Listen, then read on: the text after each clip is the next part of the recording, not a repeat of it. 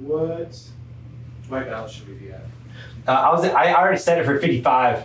Okay. I just left it. Yeah, I was gonna say 55. Yeah, that's Yeah, what I was thinking too. I was thinking. Look at Aaron real quick. I also Right, think let me just see. 55. I don't know for what sure. that Yeah. is. Good number. All right, I'm rolling. I'm good. I'm not gonna make it through this. Close that I'm point. not gonna make it through this at all. All right, I'm sorry. Go ahead. Okay, so we're concluding the Pannell Center's 50th anniversary project, Mm-hmm. right? Mhm. Okay. Sounds good. And anything they need to clean up, they can clean up, and they can even shoot you later. We got this. You got the A team in here. It's true. I'm very excited. You want her in this camera, this camera. Or just Should look at right? my camera. Oh, I should Yeah, look at your that camera, one. not Dr. Radcliff. I'm just gonna be over here making Google faces at you. For the intro, you can look at my camera, then you Okay. can look at him. Okay. Yeah, but then don't look at the camera the rest of the time. Okay. Got it. Done. Okay. I'll close my eyes. Because I know I'll throw you off. You totally will. We're so excited to be here today. We are concluding the Pannell Center's 50th anniversary project. And my name is Erin Martinez. I was the program coordinator for the Pannell Center from the years 2019 to 2021. And I am here with Uncle Reverend Dr. Radcliff. We did the uncle. I love it. We did it. I love We it. did I it. love it. I love it. Yes, I mean the man of the hour, of the day, of the decade. Yeah, whatever. I will have you introduce yourself Absolutely. for this space and time. Absolutely. And I will say to our wonderful Fuller Studio partners in crime that finally got me into this chair. Yes. When we started the Pannell Center Historical Project ahead of the 50th anniversary, it was really about gathering the elders. It was getting an opportunity to hear voices from some of our elders in the Pannell Center. And so it really started there, and then we went and we made sure to get Janelle's voice as well. And so I guess I've been asked or tasked to do the conclusion of the matter. Yes. So for those that don't know me, my name is Dwight Radcliff. I serve as the Academic Dean for the William E. Pannell Center for Black Church Studies currently. I am also an alumni of Fuller, alumnus. Alumnus sounds good. Alumnus. Alumnus? No, that's the ladies. Yeah, alumna. Alumni? That's Alumnae. multiple. Alumnae is multiple women. See, okay. It is, no, because my That's wife is a part of the alumnae chapter. Wait, is it just alum? But what- alum? Or alumnus. Alumnus. Oh, okay. There we go. Alumnus. I love it. Can we make sure we get all of this? 'Cause this is me. This is me trying to figure out my life. Alumnus of Fuller Theological Seminary. I graduated with my Master of Divinity in 2013, finished my PhD in Intercultural Studies and in 2019, and was hired to be the director of the Pannell Center, and then shortly after that was hired to become the academic dean. I think we had a different title. It was like How many titles you got? it was a lot of them. I went from director to associate provost, assistant provost, Associate provost. and then it was academic dean. That's right. Yeah, and so now, so academic dean of the Pannell Center, and so it's really great to be able to share my little contribution to this 50+ year story, and to get to do it with Erin, with AA Ron. Yes. Yes. I'm so honored to be here with you. I'm happy to be here with my friend, my sister, my partner in crime through a couple of years here and trying to get the work done. So Yes. glad to be here. Well, we're so happy you're here. I'm so happy you're here. And so let's start off with my first question Okay. for you, Uncle Dr. Reverend. Yes, all of that. Yes. Who or what are the names, faces, people, places that are around and important as you lead the Pannell Center? Wow. I think I have to go back. Mm-hmm. So we'll have to go back in time to 2007. Okay. 2007, we had planted our church, the Message Center, in 2006. By 2007, I just understood that I needed more.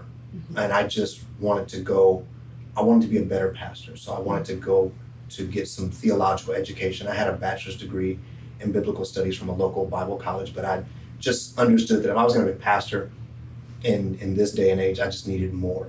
Right. So I was going to apply to a bunch of different places, and I was going to apply to Biola, no shade, and to APU, no shade. No shade. No shade at all. Those are great schools. Yes. I worked at APU as an adjunct for about 3 years, so definitely no shade. I did not know that. Yeah, I adjuncted at APU and at Vanguard University of Southern California, the Okay. Assemblies of God University in Costa Mesa. Yes. So I was going to apply to those schools because they had undergraduate programs, because my bachelor's degree is not accredited. So Okay. if I didn't get into a master's program, I knew that I could get into a bachelor's program. And my wife and my sister-in-law, I told them that I liked Fuller, but I didn't think I could get in. Okay. So, man, early on, okay, here we go. And so it was my sister-in-law and my wife that told me, you need to apply. So I applied to Fuller, and I wanted to study Black church studies and stuff like that. And so admissions office said, you need to go meet with the dean of the program, the associate dean of the program, to see, basically because you don't have an accredited bachelor's degree, you know, there's A, B, C, and D, you would be coming in as a non-traditional student. Okay. So you need approval. You need somebody to sign off. You need somebody to say you're good enough. That's kind of the language. Even coming in, the language was like special status. Interesting. Yeah, when we, Okay. you know, that's a whole nother. That's a whole different thing. Yeah, that's You're a whole- already in that space of I don't know if I'm gonna make it. Yeah. And And now y'all telling me I gotta go. Yeah. So I looked up the person's name. They told me who it was, and it was a gentleman by the name of Ralph Basui Watkins. I reached out to, I have an accountability group. We call it Monday Night. One of the guys in my accountability group, shout out to Monday Night. They're gonna love that. Is Ben Stevens, Okay. my dude. And Ben had just co-written a book with Ralph Watkins. Wow. So he said, I'll call Ralph, you go talk to him, like he's great people. And so I came in, I remember I came in and interviewed with Ralph and just pled my case and said, man, look, I'm just trying to be a better pastor. I don't have this, I don't have that. I'm not a traditional academic.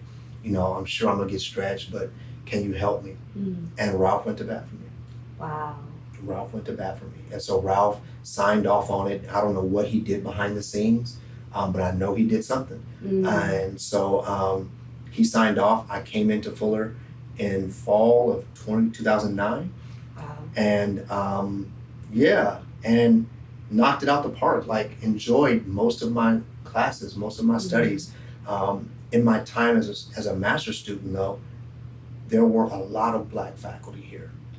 So we had Dr. Mignon Jacobs, I believe she was professor of Old Testament. There was Dr. Love Seacrest, professor of New Testament.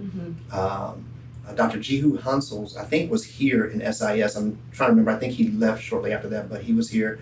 Then you had Ralph Watkins in Black Theology and Black Church Studies, and you had Dr. Carolyn Gordon in Communications and Preaching. And that community just rallied around me and others too, but rallied around me like in a really special, powerful way. Ralph was so dope because if you took a class with Ralph, he did a name quiz. Yeah. Elaborate on the name quiz. Yeah. Okay. It's like kindergarten, like romper room. I see Dwight and so I love that. yeah, and most of his classes were evening classes. So Okay. you came in on like Wednesday evening, and he would have everybody introduce themselves, and he would tell you, make sure y'all write this stuff down, because next week you're going to be quizzed, Wow. and you need to know everybody in the class. You need to know their name, you need to know what program they're in, and something about them. Wow. And it's a graded quiz. Stop it. Graded quiz. Wow. But That's amazing. in hindsight, by the time I was in my second quarter, I knew every Black student Wow. on campus in all three schools. Like, there was such community, there was such whatever, which is part of the reason why in 2018, I think, at the baccalaureate, when there was the protest, the student protest, that was led primarily by Black students, Right. kind of mourning and wanting to bring attention to what we called the Black Exodus, Right. where Black faculty were leaving one by one, some for different reasons, some for institutional reasons, but by the time you get to 2018, I came in 2009, none of the black faculty Right. in SOT, School of Theology, School of Intercultural Studies, none of them were here. Right. They were all gone by, I want to say 2016. So it was, a really difficult time. Yeah. But those are the names of people that were like super important to me. There's some people also outside of the quote unquote black faculty.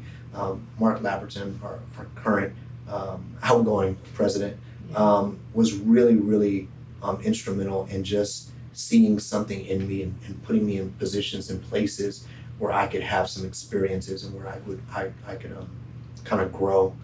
I lost my dad in 2010. So like early on in my MDiv, and it was people like Carolyn Gordon and Ralph Watkins that really just rallied around me Right. and helped me stay focused and be able to process through. So Fuller is a special place for me. Of course, Dr. Bill Pannell himself. I think I've told the story, but my first introduction to Bill, to Dr. Pannell, who came by yesterday. Oh, Yeah, he stopped by. yes, he's the best. Yeah, he stopped by, 90-some years old, still driving himself, still picking up his dry cleaning. Man after my own heart. Yeah, I love it. Yes. Of course, our hearts go out to him for losing his wife earlier this year, but he's doing well. So my first introduction was at Black Grad. When I was graduating my MDiv, I received something that we call the Parish Pulpit Fellowship. Okay. It's a graduate degree or degree for graduating students in preaching to spend like a year studying preaching somewhere. Wow. Yeah, it was dope. That's really cool. Yeah, and if you're married, they give you a little more money so your spouse can go with you. Aw. Yeah. That's nice. So I've been awarded the Parish Pulpit Fellowship, and literally because Dr. Carolyn Gordon made me do it. Okay. That's going to be a recurring theme through our interview today. Okay, I love it. Okay. That they made me do it. They made you do it. The cloud of witnesses Yeah. made you do it. They made me do it. My wife and my wife and my sister-in-law made me apply. Remember? Yes. Ben, Stephen, my Monday night crew made me talk to Ralph. Right. Ralph came in. Ralph made me read. Ralph made me study. And then when we get to the Parish Pulpit Fellowship, I didn't want to apply for it because I'm a grown man with wife and kids. I can't be leaving. I'm not single. I can't just leave for a year. Right. Like that's not gonna work for my life. It's not the way my life is set up. Right. But she made me apply. And when I finally applied, I was like, I think a couple hours late getting my application in. Okay. And I was trying to slide it at the time. It was Dr. Laberton was receiving them before he was president. I was trying to slide it under his door. Yeah. It run. Literally. Take off. I slid the paper under his door. I did like a half knock. Like I slid the paper under the packet under his door. And when I tell you I tried to hightail it out of there, and you know that door opened? Of course it did. Of course. He felt you coming. He just heard your footsteps. The Holy Spirit just came ahead of me and said, Dwight is on the stairs. Go to him. Yeah. He's here. And he looked at me and he said, we've been waiting for you. Yeah. Like it was the craziest thing. And that's been, don't you water, don't you do it. Listen, you water Don't first, you I do water it. second. I don't know if I'll actually go first. But it's like that's been my weird experience at Fuller. It's been people and places that have made room for me, made space for me, have seen something in me and carved out space. That's been like my journey. Yeah. So I got the Parish Pulpit thing, and I was telling Dr. Pannell about it, my first real conversation with him. And I'm not gonna mess up this mic, but I was talking to him and he just hits me in my chest. I'm from South Central. Just like mid-conversation. Yeah, just like it hits me in my chest. I'm like, and we had never had a full I'm like, man, you don't know, like I'll sock you. Like, don't be hitting me, like I'll hit you back. Like, And so he's like pounds me in my chest. Yeah. I'm like, somebody come get this dude. And he makes this crazy statement. He says, you're gonna find out now that although you're on loan to your particular context, that you belong to the universal church. That's what he says to me. By the time I graduated, my wife and I had lost a house in a short sale. We lost our house in the housing crisis. We had pulled our kids out of private school, put them in public school. We had downsized. I mean, it was all this crazy stuff going on, around the planting of the church and being, kicked out of a church. And it was craziness. We had gone to therapy. I mean, it was just a crazy time. I lost my dad. So we're in Rome. I'm studying with some students at the St. Thomas Aquinas Pontifical University. Oh. Yeah. Yes, in Rome. In Rome. And a group of Catholic scholars from around the world, like they're there and I'm having dinner with them. And this white lady from Arkansas, this Catholic student, this Catholic white lady from Arkansas who happens to be in Rome that summer studying, she leans over and she starts prophesying. Like I'm Pentecostal, so this woman starts speaking over my life and she starts talking about some of the stuff that I had gone through. Now she don't know me from, and she starts telling stuff, and I'm done. Like you can stick a fork. I'm just crying. I'm boo-hooing, bawling at the table, and they just begin to pray for me. And I'm reminded that the word Catholic is Catholic. It means universal. And Bill's words are coming back to me right now, right? Yeah.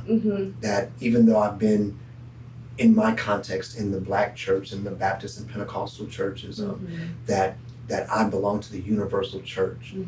I went like 2 days later and met with one of the professors, this Dominican priest, and sat with him, and he said, if you really want to understand preaching, you have to understand the life of Abraham. And he starts talking about how Abraham has to leave his family, how he loses family, how he loses possessions, and now I'm just bawling out again. I'm like, Lord, why you bring me to Rome to cry? Like, that's been that was my introduction with Bill Pannell. That's kind of my journey. I came back to do PhD. I didn't think I wanted to do a PhD. I wanted to do a Doctor of Ministry program, and all of my academic mentors who I was still connected with, they made me apply to a PhD program. They made me. Wow. So fast forward, I get hired. At the time we had our School of Theology, School of Intercultural Studies. I am the first African American to be hired in the School of Intercultural Studies as a faculty member. Wow. 2019, and we had our first African American. So those are the people that I think have been powerful, for me, and kind of a brief part of, how I got here. And, wow, that's beautiful. Thank you for sharing your cloud of witnesses and village with us. That made me. That made you, and still are, right? Yeah, they're still forcing me to this day. and Amos, oh God, my current dean, Amos, Well, so tell us about what brought you to the center. Like, what brought you to your position right now? My wife and Phil Allen. I want to blame both of them publicly, openly. I want to blame them. Call them out. I want to call them out. I want to make sure their names make the editing. My wife, Deshawn Jones Radcliffe, Sis. and your sis, My sis. and Phil Allen. I want to blame them publicly. So I was finishing my PhD, and the director position came available, and I saw it, and I blew it off for some personal reasons, but then also, like, there's a thing when you are a black man in a black man in the church in America, and you have a PhD, an earned PhD, you have a responsibility. I've got a brother that I talk to quite often, Mark Finney, my white brother from Spokane, Washington. I was born in Spokane, Washington. Shut up. Shut the front door. I've told you this before, but that is a very specific place. Yes. That's right. It's very specific. Yes. Yes. I remember you telling me that. Uh-huh. Now you can tell your friends. He won't care. He will. No, he will. No, he will. He will. Neighbors. Yeah. Man. Yeah. So we were finishing our PhDs around the same time. Mm-hmm. And so I was explaining to him, like, man, for me, when I finish my PhD, my brother, he can go and do whatever work he wants to do.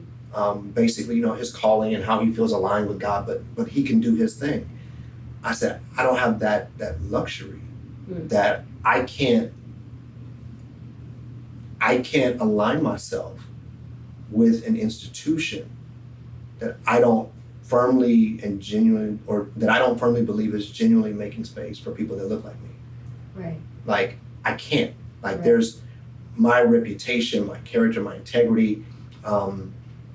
I can't work for an institution that I don't think is making space for people like me. Right. And at the time, again, we had just had the baccalaureate protest in 2018. I graduated in 2019. The position came up in 2018. Okay. And I just didn't feel that Fuller had turned that corner yet. Mm-hmm. I didn't feel that this was a place that could allow Black thought, Black lives, Black souls to thrive. So I was like, no. And I blew it off. And Phil was on the search committee at the time, and he just kept coming back to me and said, man, think about it, man, think about it. Mm-hmm. I said, no. And then some things were done after the baccalaureate that really impressed me. Dr. Lappin stepped up in many ways, and then we had Dr. Alexis Abernathy step into her role as Chief of Diversity, Equity, and Inclusion. And she began to make some changes that I thought were powerful and were necessary. Yes. And things started happening. Mm-hmm. And then there was a shift. And then I understood that God was really calling me to the place. So I said, well, let me think about it. I told Phil I'll think about it. And I printed out the job description. I gave it to Deshaun. I gave it to my wife. Mm-hmm. And she, who is much more saved than I am, has much more connection with Jesus than I do. She's connected to the Holy Spirit much better than I am. She said that I should do it.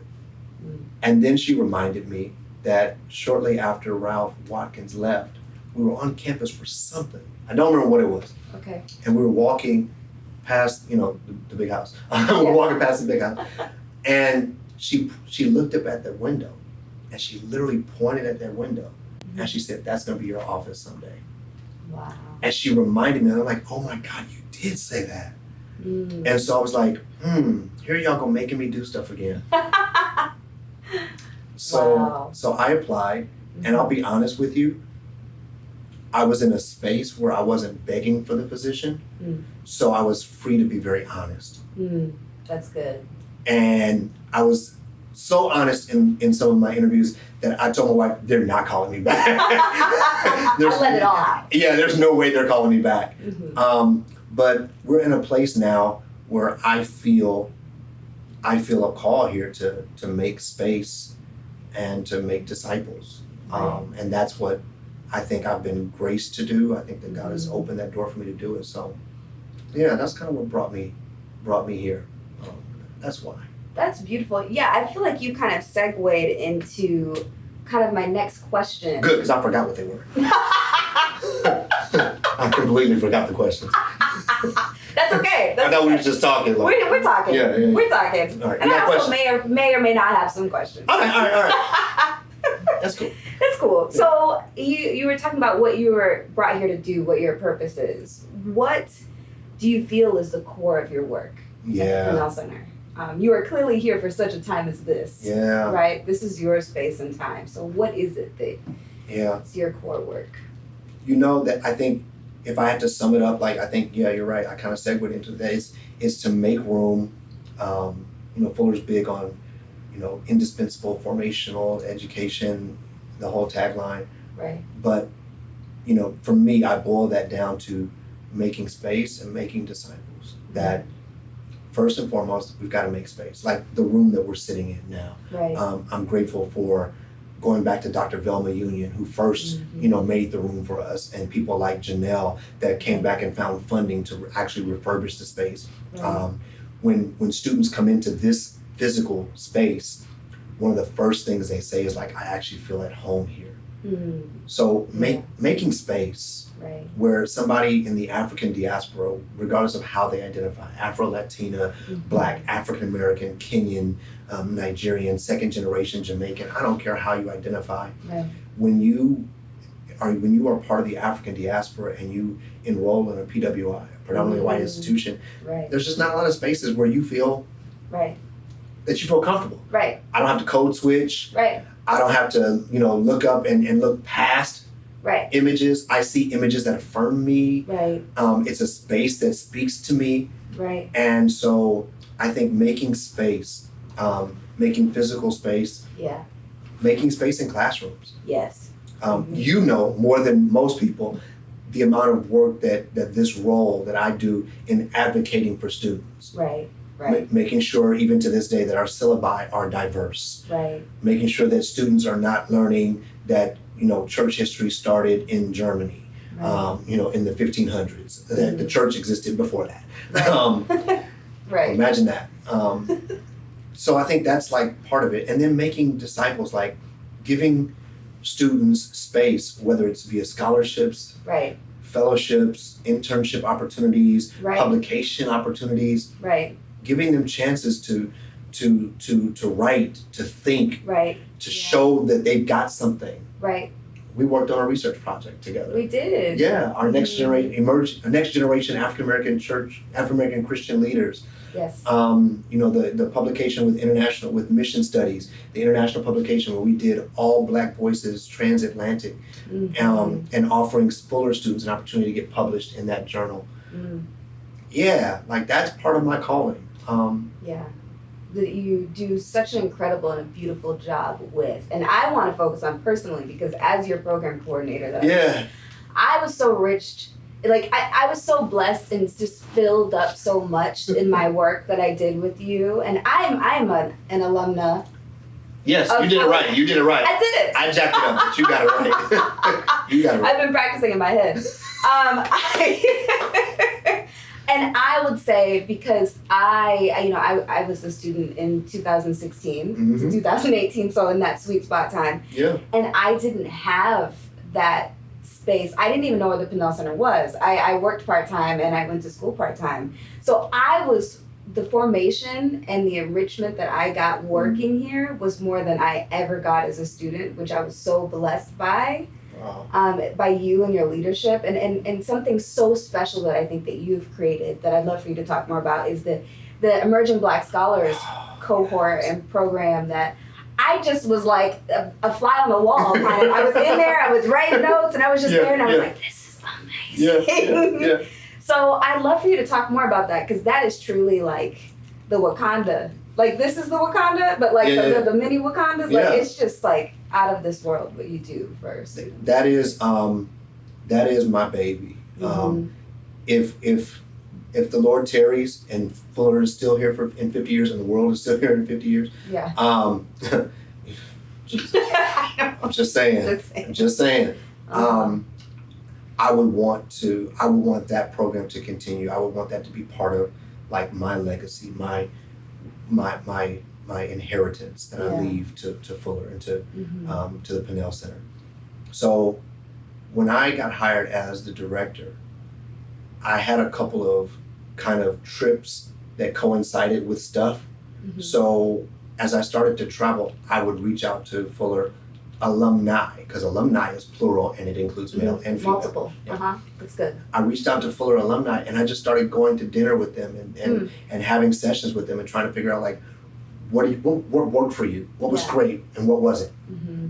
And the recurring theme that I heard from African and African American students that graduated was that they got a good education at Fuller, but they didn't feel formed. Right. And that hurt me because my experience at Fuller was full of like strong relationships, strong community, and strong formation. Like it was like that was powerful for me, the way the community rallied around me in so many ways. Right. And so I said, okay, we've got to build something so that people aren't at the mercy of hoping a faculty member somewhere takes them under their wing. Right. So how do we build something that intentionally forms mentors and builds up students? And so that's where we launched the Emerging Black Scholars Program. Mm-hmm. So every year we have open applications in the summer, and we take in anywhere from 12 to 15 students, and we take them through 1 year of like close, small, directed mentoring. I think at Fuller we would call them like formation groups. Yeah.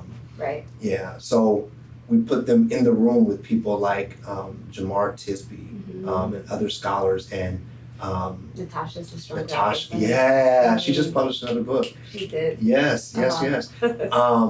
And even Willie Jennings, like we put them in these small rooms. It's not 50 people, it's not 150 people, it's not 500 people in a lecture hall. Intimate. It's 12 to 15 of these students and this one person. Right.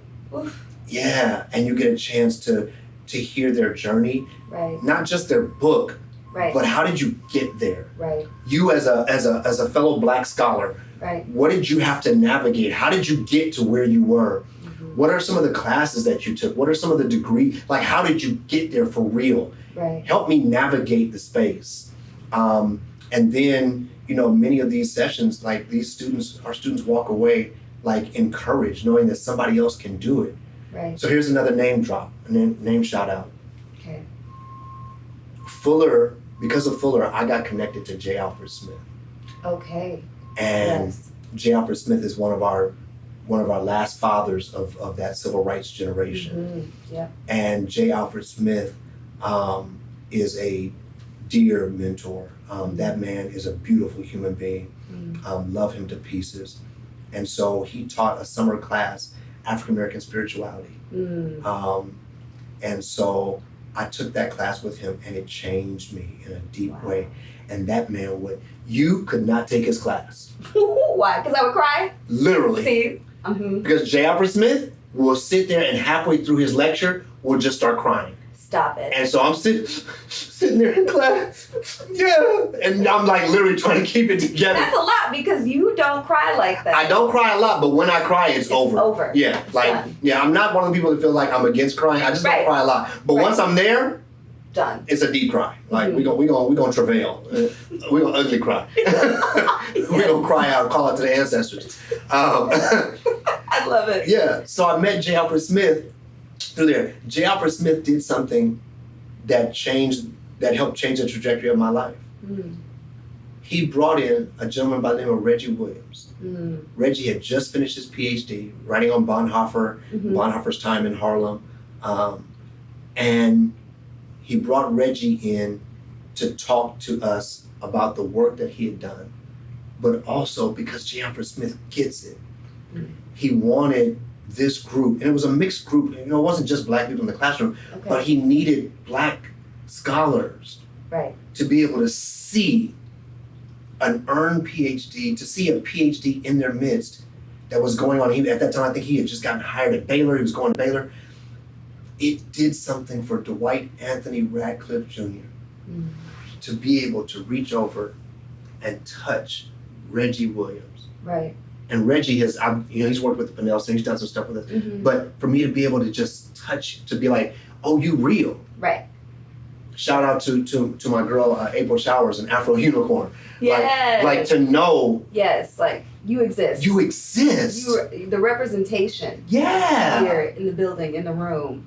Because and this is a fault of my own, I guess, my own inner workings, but the Carolyn Gordons, the Ralph Watkins, the Love Seacrest, I didn't see y'all do it.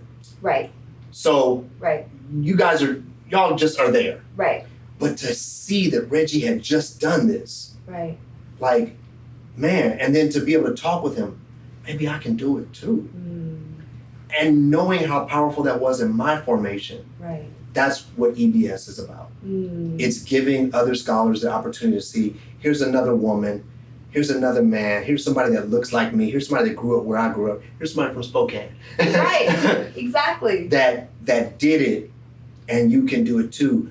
I don't know how to describe in the English language how important visualization is for our people. Right. Because we walk in a world that doesn't show us role models of beauty, that doesn't show us role models of excellence, Right. that doesn't show us role models of success other than basketball and rapping. So we don't always know that there are other spaces for us. Right. So to put those people in front of other scholars and to tell them there's a light at the end of the tunnel Right. beyond your student debt, Right. beyond your student loans, like there's a Yeah. light, and it's not a train coming at you to kill you. Right. There's a light at the end of the tunnel. And so that's what EBS is for me. It's how do we encourage the next generation of Black scholars coming to and through Fuller to go do something great, amazing, and know that God is with them and that it's possible. And how do we give you some opportunities? Get you published, Right. get you an internship. So when you write your resume, when you write your application to that next program, that your application is just as strong as the next person that had generational wealth, that had generational advising, generational understanding. Right. Ooh, so good. Thank you so much. Yeah. Yeah, I tell you from my personal perspective, I thank you for EBS, even from the adjacent Yeah, space that being I was EBS in. adjacent. Being EBS adjacent and fangirling and being Yes, super excited yes, about the different people we yes. have. I'm like, Dr. David Moore, shout out. Dr. Moore. Yes, shout out. yes. Oh, the best Yeah. space, the best people. Yeah. What have some of your challenges in this work and joys? Joy and pain, sunshine and rain. Joy, pump it up, Pump it up, and pain. Keep it going, keep it going. Yeah. Joys and pains. My joys have been that I get to do what I do. Like, one of the joys of my life as a pastor and as a professor, specifically my role at Fuller, is I get paid to do what I actually love doing. Yeah. And I recognize how rare that is in our world. Most people are not working where they want to work, they're working where they have to work. Right. So true. And growing up in a single parent home, watching my mother work a customer service job with the gas company, and then with 2 or 3 other companies, just trying to take care of her baby. One of my joys in life is that I fully recognize the privilege of what I do. That's a joy.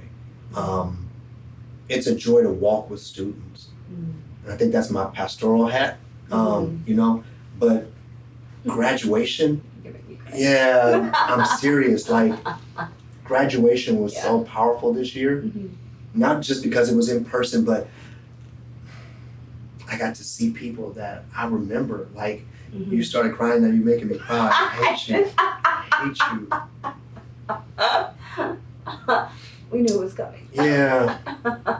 There was a student, I won't name the names, but there was a student that dropped out of the DMN program for years. Yeah. And reached out, just felt like the Lord was leading her to reach out to see if there was any way.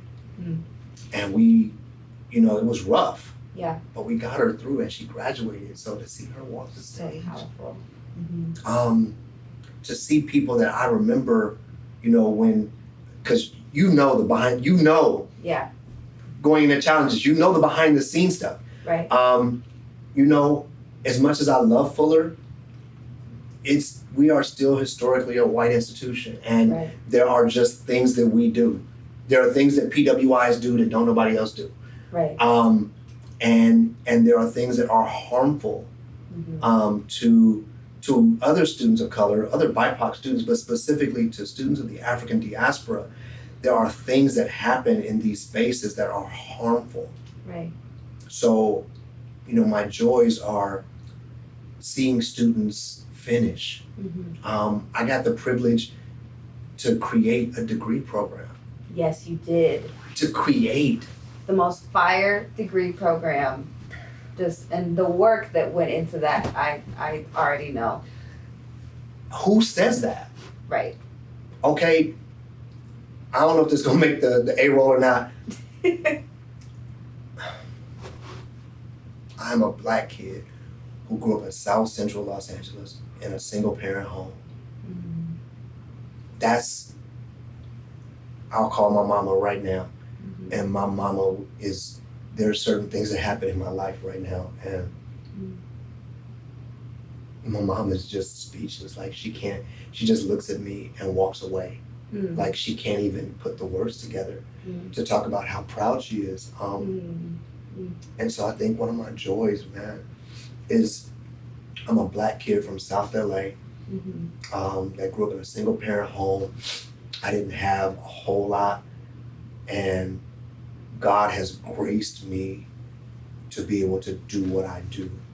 So to create a degree program in an age of declining admissions and declining, enrollment, that's the word I'm looking for. Our degree took in 15 people last year. We're poised to have taken about another 19 brand new students this year. That's incredible. That's incredible. And what is the name of the degree program? Yeah, we never even said that, huh? People are like, I can't wait for them to say that.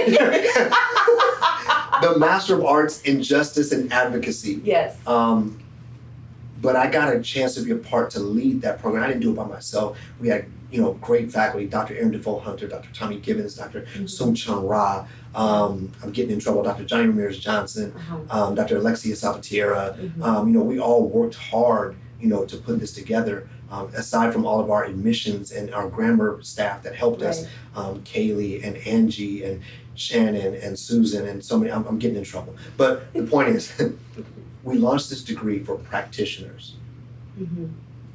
This was one of the ways that Dwight Radcliff is able to give back, that to open the door for non-traditional academics. Right. And I'm looking at this cohort that we've got now, and it brings me to tears when I think about half of the people in the cohort probably would be able to apply to any other degree in Fuller, but there are some people in this cohort right now that if it had not been for this degree, they either would not have been able to get in or wouldn't have come to Fuller. Wow. So those are joys. Yeah. The challenges are fighting to get it done. The challenges are some of the stupidness that you have to help students navigate and overcome. And the challenges are, I think a big challenge for me in this role is funding. I will say that again. I'm gonna look at every camera. I'm looking at every camera. I'm look all of them. You ain't missing it. A challenge is funding. If Fuller, in our next iteration of Fuller Next, if the ethnic centers are going to be a central part of that, we need to fund it past a paltry budget. Right. The budget that we have, we can't keep and retain quality staff like you, because we don't have the money to pay them. And then the turnover makes it difficult to keep any consistency. Right. So I think for me, I've got a twofold challenge. My prophetic voice is to make sure that I keep challenging the institution to fund what they say is important to them. Right. But then I also have to challenge the Black church and the Black community that we've never funded the Pannell Center fully either. So it's at both ends. So those are my joys and my challenges. And my challenges are, I'm a Black prophetic voice in a predominantly white institution. You can fill in the blanks with what those challenges are. Right. But even with those challenges, I just enjoy. It's a privilege. It's a privilege to sit in this seat. It's a privilege to help write scholarship checks, to send book stipends to students. That stuff excites me. To get ready to take a group of students. I just took a group of students to Georgetown over the summer. That stuff excites me. Going to Houston and meeting with students in the Houston, that stuff excites me. That's a joy for me. So yeah, those are my joys and challenges. What a beautiful culmination of this beautiful project. We made it through almost the whole thing. We did it. We broke the You cheered a little bit. You caught me. You got me a little bit. You got me You a should be little really bit. proud of me. You know that. I am. I just let it out. I am.